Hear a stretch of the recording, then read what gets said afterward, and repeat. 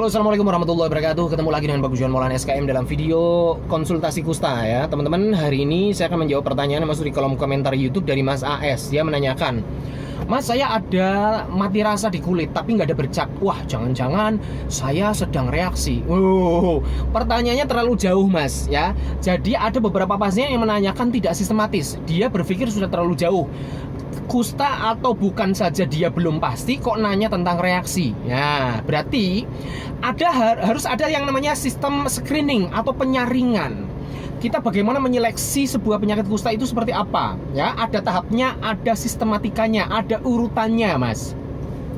Ngapain Anda menghabiskan energi, waktu dan sebagainya memikiri reaksi padahal bisa jadi Anda bukan kusta. Ya kan? Nah, jadi untuk menjawab pertanyaan Mas AS ini saya bikin materi ini ya, yang saya kasih judul screening atau penyaringan penyakit kusta. Jadi ada tahap-tahapnya. Yang pertama, Anda itu kita screening atau kita saring, kita seleksi dari tanda utama kusta dulu. Anda bisa mencari materinya, Bagus Juan Maulana tanda utama kusta seperti itu di YouTube. Di situ saya menjelaskan ada 3 tanda utama kusta. Yang pertama adalah bercak yang mati rasa atau kurang rasa. Yang kedua adalah penebalan saraf tepi yang disertai gangguan fungsi saraf.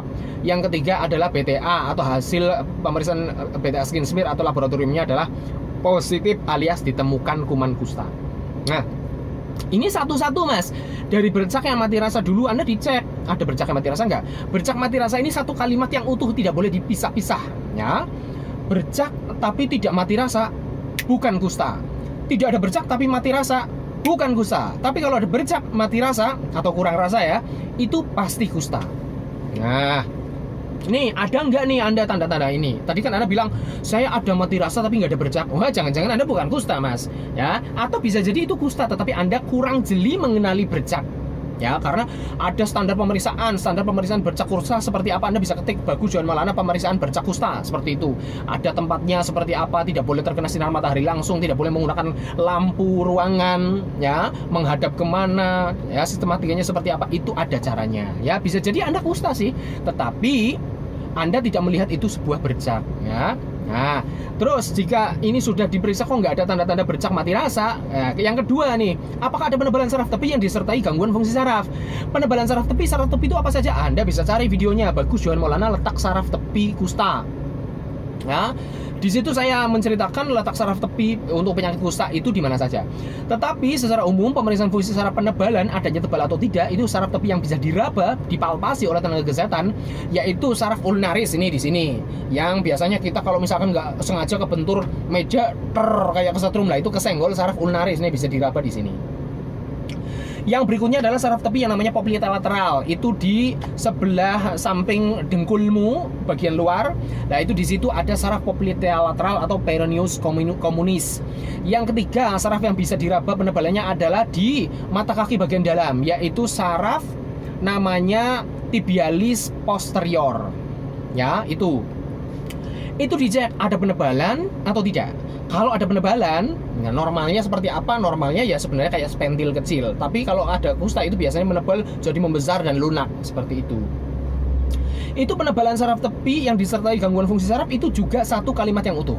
Kalau penebalan saraf tepi tapi tidak ada gangguan fungsi saraf, maka bukan kusta. Kalau ada gangguan fungsi saraf tapi tidak ada penebalan saraf tepi, ya itu bisa aja gangguan neuritis yang lain, bisa aja bukan kusta.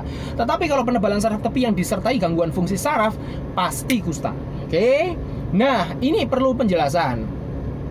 Gangguan fungsi saraf itu apa saja? Bisa sensorik, motorik, atau otonom ya. Saraf sensorik, motorik atau otonom itu di mana? Yaitu ada di tangan. Sensorik mati rasanya yang dimaksud ini adalah mati rasa penebalan saraf tepi ya, yang disertai gangguan fungsi saraf. Saraf motorik adalah telapak tangan dan telapak kaki.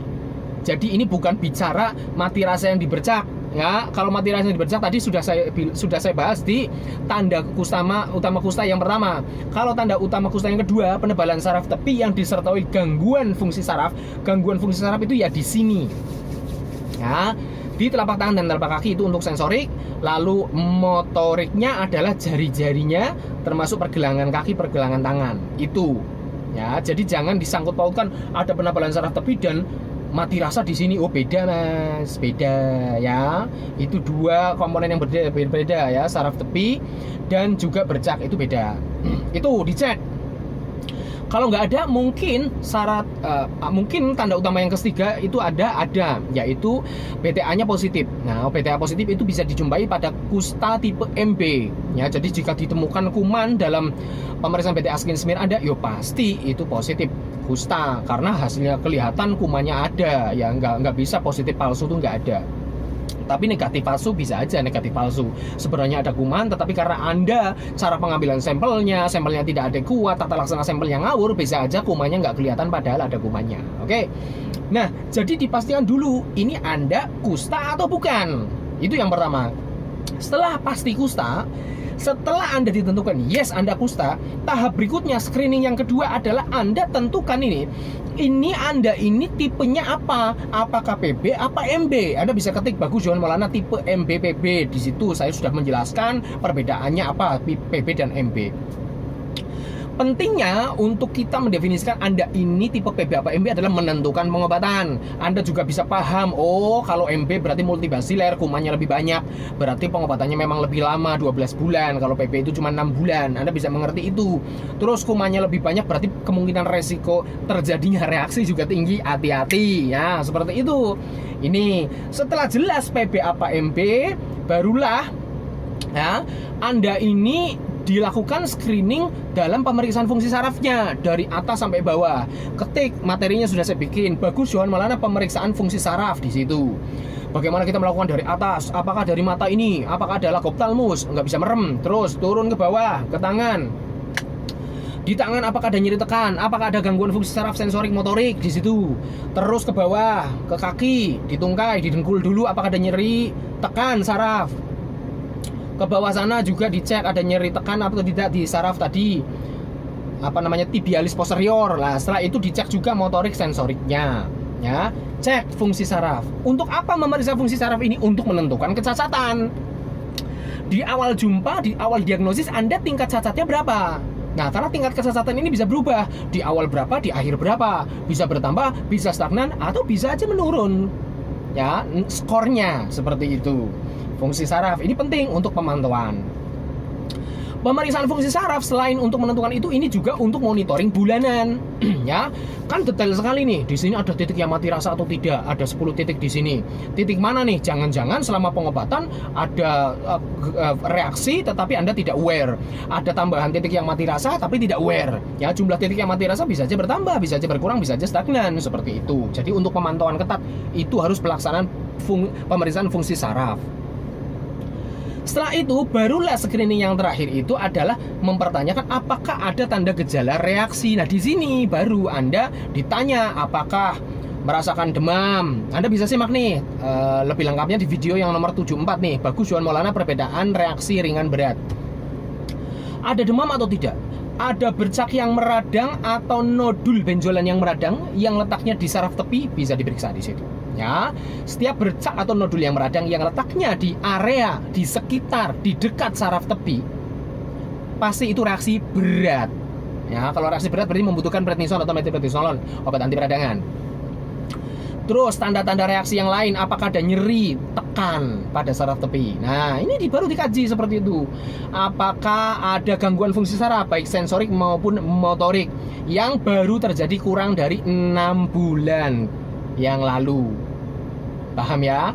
Jadi bisa saja ada gangguan fungsi saraf sensorik tiba-tiba kok di sini saya mati rasa ya.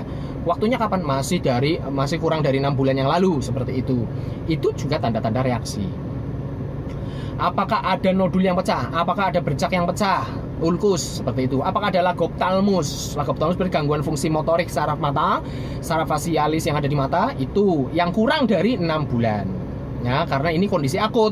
Kalau gangguan fungsi sarafnya, sensorik, motorik, otonomnya lebih dari 6 bulan, itu ya namanya bukan reaksi, ya. Itu stadium reaksinya sudah terlewati seperti itu.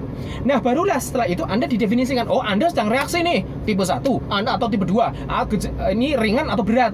Nah, kalau ringan berarti tata laksana seperti apa? Kalau berat tata laksana seperti apa? Barulah diterapi. Terapinya harus adekuat, harus sesuai dengan tipenya, harus sesuai dengan apanya, levelnya, ya, ringan atau berat. Setelah itulah Anda melakukan terapi reaksi. Nah, jadi screeningnya seperti itu, Mas. ya, sampai dengan pemantauan berikutnya. Reaksi ada cara pemantauannya, pemantauan fungsi sarafnya setiap 2 minggu sekali dan sebagainya. Kalau ada nyerinya harus seminggu sekali. Itulah perjalanan screening. Jadi harus urut, Mas. Ada orang konsul reaksi tapi padahal belum tentu dia kusta. Yang ngawur, Mas. Ya. Jadi bisa aja Anda bukan kusta. Nah, ini apa mati rasa? Ya silakan, bisa konsul ke spesialis saraf. Bisa aja kan itu neuritis, bisa aja kan itu misalkan kelemahan otot, bisa aja itu paralisis, kelumpuhan dan sebagainya yang bukan kusta, ya. Bisa aja, Mas, itu penyakit saraf. Penyakit saraf itu macam-macam banyak, Mas. Penyakit kulit juga macam-macam banyak. Oke, jadi harus urut. Ini screening sehingga ini bisa mencerahkan Anda, Mas A, ya, dan juga pasien-pasien dengan penyakit-penyakit gejala-gejala yang sama seperti itu. Anda harus memperhatikan teori ini, screening dulu. Jadi urut. Nah, periksanya di mana ya? Tempat pelayanan kesehatan yang melayani kusta seperti puskesmas atau rumah sakit. Demikian, terima kasih. Assalamualaikum warahmatullahi wabarakatuh.